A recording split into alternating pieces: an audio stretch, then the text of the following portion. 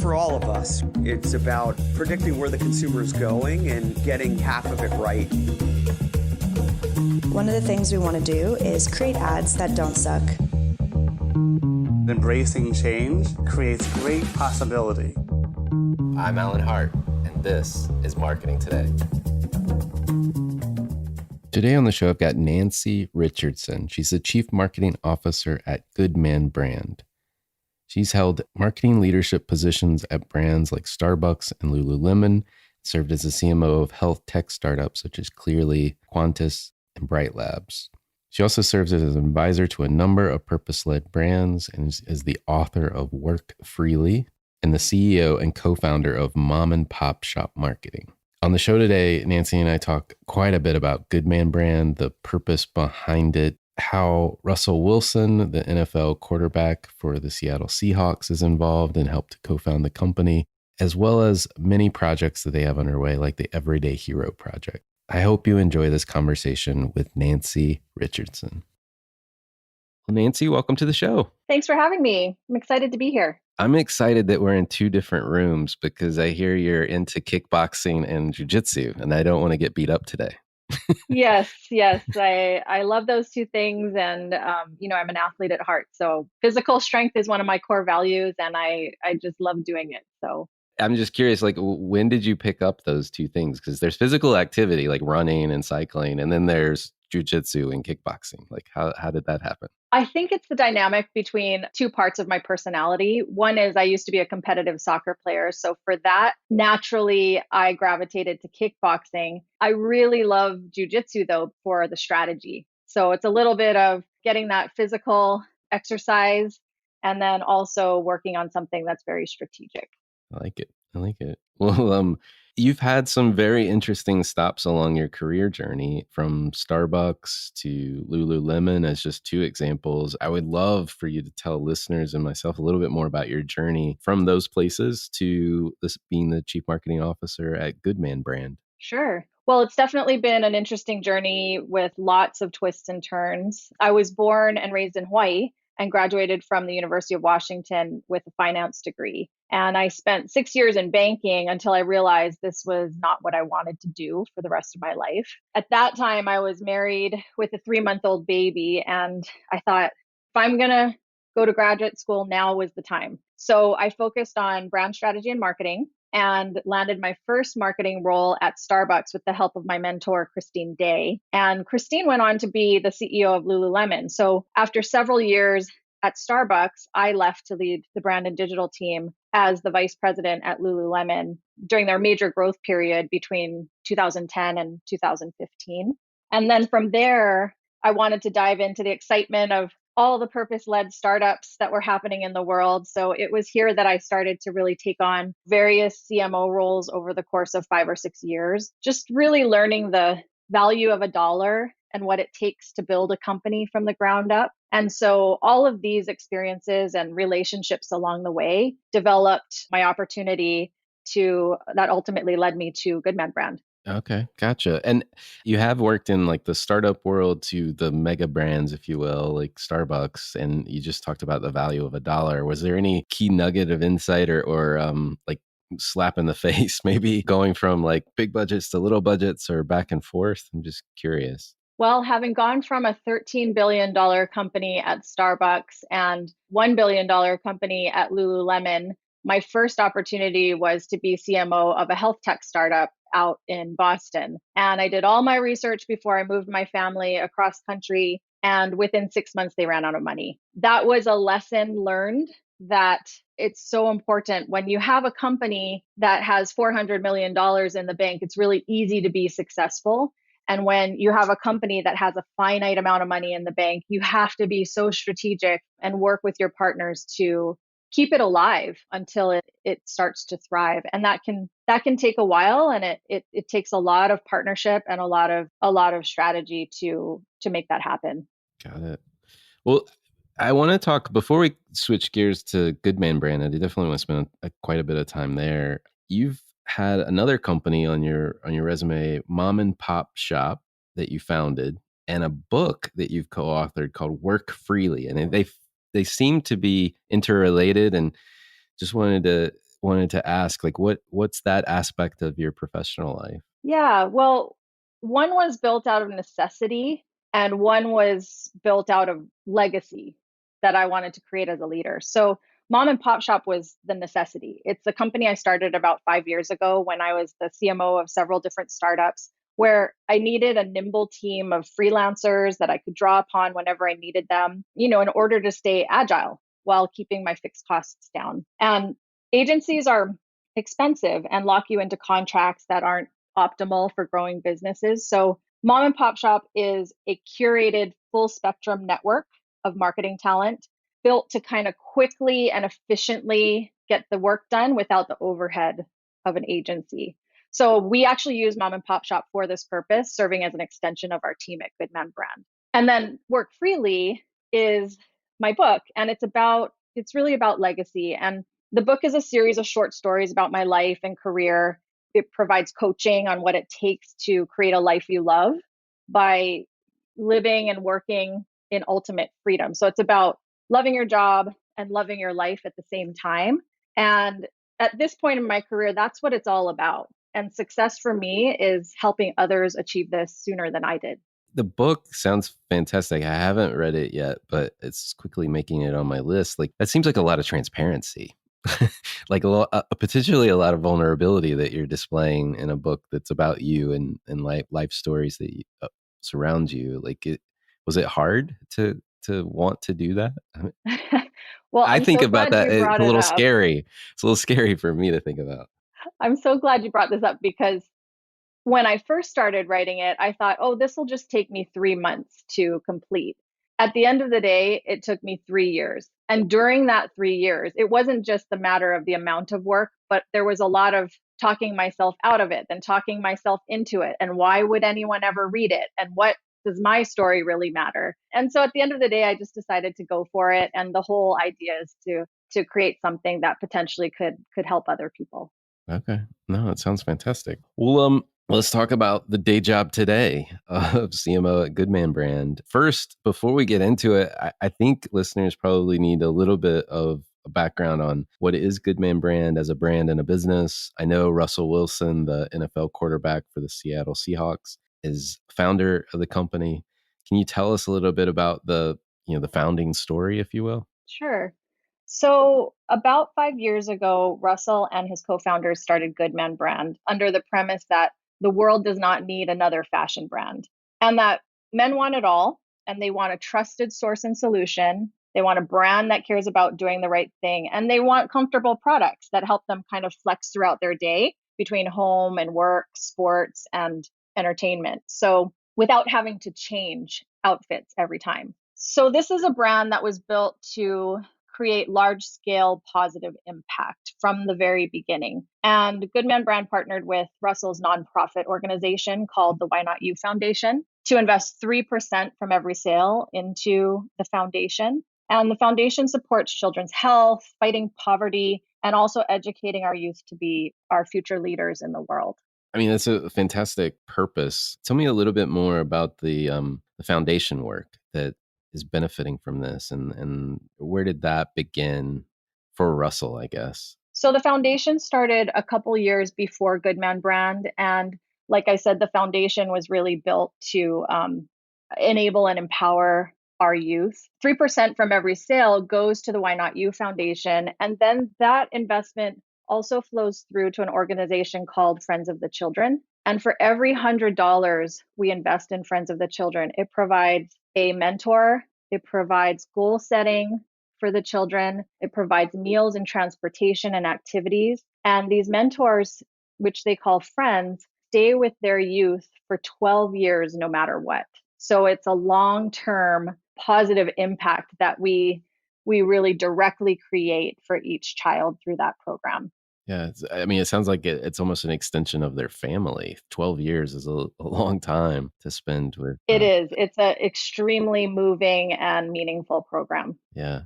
Well, I know that has some direct relationship to your Everyday Hero project. So tell me more about the Everyday Hero project and the impact that you guys have seen related to that.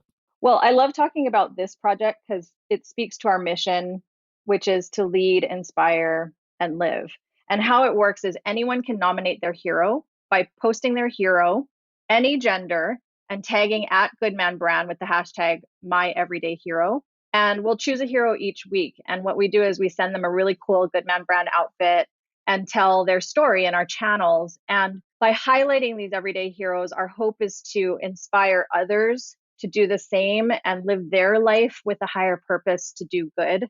Whether it's a celebrity or your neighbor down the block, everyday heroes share the same qualities in our mind. They're people who always put others first, who lead by example, and consistently show up even when it's not easy or convenient. And they're not people who do what they do for recognition. They're doing it to make an impact on someone's life. So this project is not about marketing. It's about doing the right thing and really what we believe the world needs more of right now. And I know recently there were, I guess, a culmination of, I don't know if it's a culmination of this project, sounds like it's ongoing, but there were 3 individuals in particular that you guys highlighted in some marketing video and I guess codifying the Everyday Hero project itself. Can you tell me about those individuals at all and kind of just a little bit more like background on them? Sure. Yeah. I mean, one is a brother, one is a baseball coach, one is a father. They're not celebrities per se, although we have highlighted some celebrities in our communications around this project, really to help others kind of amplify the awareness so that we can get the message out. But the stories we've told so far are really about your everyday heroes and husbands and wives. And these are the people that we want to highlight. And the goal is to highlight one every week and ultimately tell a bigger story around this as we get to the end of the year and then even take it bigger next year. Gotcha. Well, you're definitely intertwining, if you will, business and purpose. And there's so much talk about this in the marketing sphere in particular, but I think it's much bigger than that as well. CEOs and such that are also trying to do the same thing. When you think about purpose focused brands or purpose led brands, like how do you see the purpose and the business side colliding? Like, how does that come together for you? Well, I would say first and foremost, this has been an incredibly challenging year for our country, our communities, and for businesses in general. At Goodman Brand, because we set out to be more than a fashion brand, and because our vision is to create large scale positive impact, we have a unique approach. And that approach is impact is the strategy, revenue is the result. So when the pandemic took hold in March, we maintained this approach and we went back to the basics. So ever since then, over the last 6 months, we've done several things. So we modernized the brand, we relaunched our website, launched our Everyday Hero project. We leaned really heavy into our direct to consumer approach to really, control our brand story and message. We moved a large percentage of our wholesale inventory over to our .com and then leveled up our giving program to give customers the choice to donate more at checkout. We also gave $5,000 directly to the NAACP. And we did something really important. We had a pause moment internally where we put in place 13 new commitments to strengthen how we operate and how we further support our Black community in everything we do. And doing this all without a corporate office, working remotely from home, with impact as our strategy and revenue is the result as our approach. And by staying focused on this approach, really, despite this being an incredibly difficult time in retail, we've continued to grow month over month and reach our targets of over 300% growth year over year. And I think this is a result of people are smart. They're intentional about how they spend their money, and they want to invest in good, purpose-led brands that they take pride in being associated with. I'm so happy to hear that it's led to good business results as well as just doing good in the world. And we didn't talk about this before, but I hope it's okay if I ask you the question. It is the Goodman brand. And you talked about not wanting, Russell and his co-founder not wanting it to be just another fashion brand because that wasn't needed. And I just want to draw out the distinction that it's not the Russell Wilson brand that might get caught up in trademark anyway with Russell and Wilson. But it seems like there's just been this overtly conscious decision that business, doing good and doing good business are the same thing. And is it really that intertwined, I guess, within the company? It seems like it is.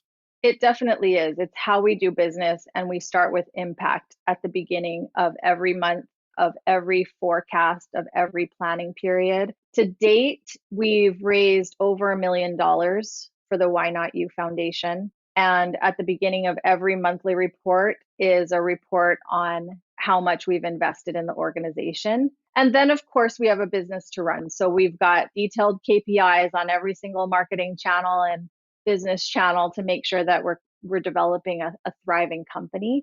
But yes, everything starts with impact, and that's how we do it. I love it. I love it. Well, one thing before we switch gears and we like to get to know the person behind the microphone, this is a little bit of that as a teaser, is that it seems that you've always surrounded yourself with good people, whether it's creating your own shell for them in the mom and pop shop or working with someone like Christine at multiple places. How do you think about that element, of having the right team or the right people around you as you've gone through your career? How does that play a factor for you? Yeah.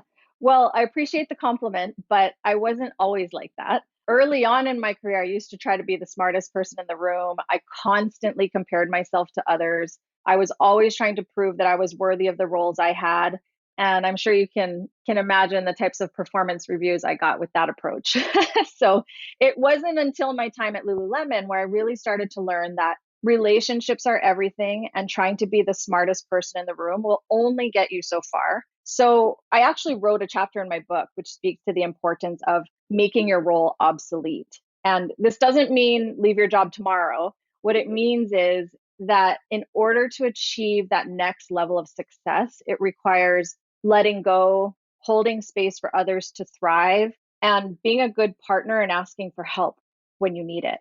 And at the end of the day, my goal is to be someone that people work with because they want to, not because they have to, or not because a reporting structure mandates that. And at Good Man Brand, we have a phenomenal team that's both talented and shares our values of treating each other with love, respect, and care. And I think when you have that, really anything is possible. One more marketing question before I switch gears. For those, I just realized as we were talking about the Goodman brand and the purpose and all the great work that you're doing, we didn't talk about the clothes or the shoes. And I have experienced them now in a light way through Nordstrom and your retail partnership, I guess, there, checking them out, trying to understand, what makes them different. The website, I'm lusting after some of the shoes that I see on the website. So for those that are listening and they're men out there, they really are. They look like, to your point about clothes that kind of go with you throughout the day from like work to play to whatever's next. That's a good way to describe them. They're relaxed, but sophisticated, if that makes any sense. Well, we'll definitely have to get you some Legend London sneakers after this. So we'll make sure to do that. But now is when I'm going to go into my marketing speak, because the product is made to move. It's that simple. It's made to move, and it's made to flex with your life. And we say it's product that's made to flex between home, work, and play. And in this day and age, we just believe that's what the world needs. We need elevated casual. We need outfits that can move with you throughout your daily life, because we're doing not just one thing at a time. We're moving from one thing to the next, or sometimes doing multiple things at one time, and your clothing needs to support that. So we have a value proposition that's look good, feel good, do good. And it's actually an equation, because when you look good, you actually feel good. And when you feel good, you have the capacity to do more for people and do good in the world. And that's our value proposition at Good Man Brand. I love that. I love that. Well, I wanted to make sure we highlighted what the clothes were about, what they look like before Thanks we for moved remembering. on.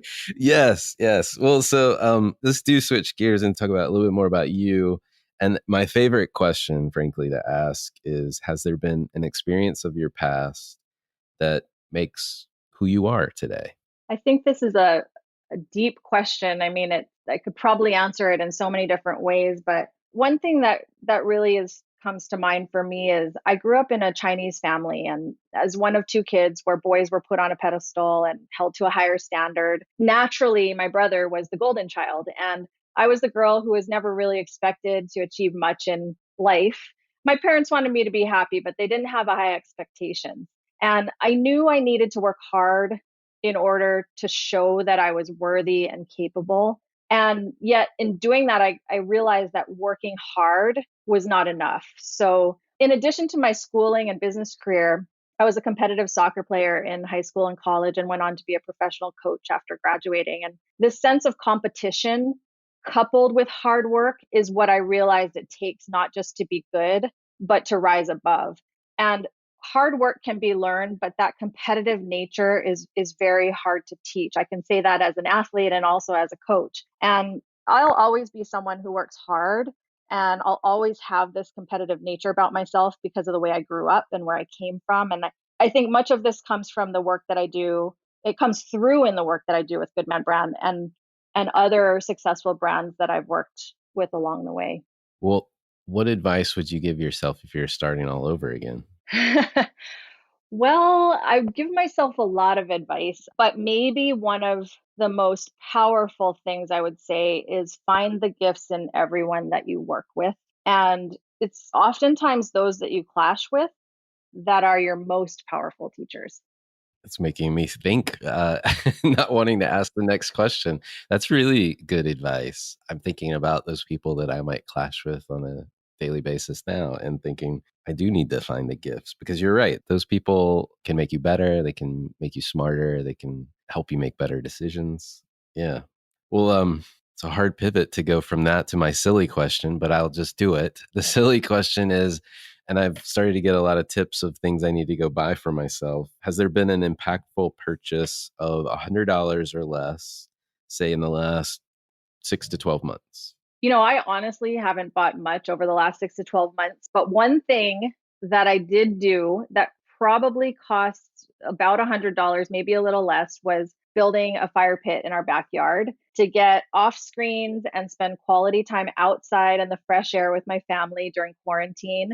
And I call it a biggie small. It's a small investment with a big impact. And just really enjoyed, that investment in our family this summer.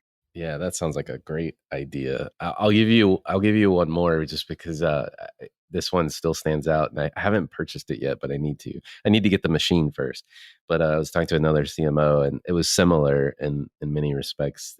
She said these storage containers for ice cream because they all now make ice cream together. Oh, that's a good uh, one. and it was a good storage. They didn't have a great storage solution to put these flavors in because you can't eat all the ice cream you want to make. So it was a great way to store the ice cream. But yeah, I need a fire pit now that you say it. Well, two last marketing questions as we wrap up. One is marketers, I feel like, tend to be students of what's going on around them, like we're like super consumers of things that are going on around us. And I'm curious if there's any brands or companies or causes that you follow or you think other people should be taking notice of. I mean, I'm following brands and companies and nonprofit organizations and causes all the time. It's just part of what I do and what I'm passionate about. But honestly, right now, I would say for me, it's less about one particular brand or company or cause. And it's about a movement, specifically in fashion and retail, that I think is about to change the game forever.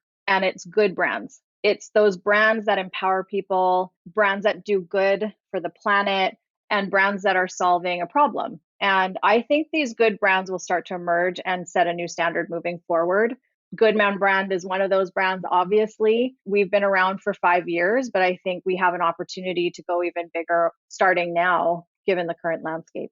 Yeah, no, we've had a number of folks on the show talking about that, talking around that. I don't think they've articulated exactly how you just did, but from purpose led and moving organizations into tracking more than just shareholder return to some venture capital folks that are investing in brands like a good man brand, trying to do good in the world as well as do it with business minds at the helm. So I agree with you. I think there's something interesting to look there. And I think it's only going to accelerate as the world gets more and more complex and we have so much more, frankly, swirling around us. I mean, who would have thought, I wouldn't have, that like smoke from fires on the western part of our country would make it all the way to Europe. It's kind of amazing that how connected we all are. It's a good reminder, and I hope we can figure it out. So, but the last question for you is, what do you feel like is either the largest opportunity or largest threat that marketers are facing today? Well, I can probably speak to both. I'll start with the largest threat. The largest threat in my mind is spending too much time predicting and analyzing the past versus focusing on provoking the future. And using data to make smart decisions is important as marketers, but the confidence to challenge the status quo and create something new is what makes winning strategies. So predicting the past and spending too much time there, I think, is the largest threat. The largest opportunity is that this is a unique time where we get to question everything. And we also get to speak to a new generation, Gen Z. And this is the generation that won't just buy our products, they're going to change the world. And I think we have the opportunity to do this with them. I love that. Well, Nancy, I've really enjoyed having you on the program, and you've made me stop and think a number of times. So thank you for coming on the show. Thanks for having me. Hi, it's Alan again. Marketing Today was created and produced by me. If you're new to Marketing Today, please feel free to write us a review on iTunes or your favorite listening platform. Don't forget to subscribe and tell your friends and colleagues about the show. I love to hear from listeners, and you can contact me at marketingtodaypodcast.com. There you'll also find complete show notes with links to anything we talk about on any episode. You can also search our archives. I'm Alan Hart, and this is Marketing Today.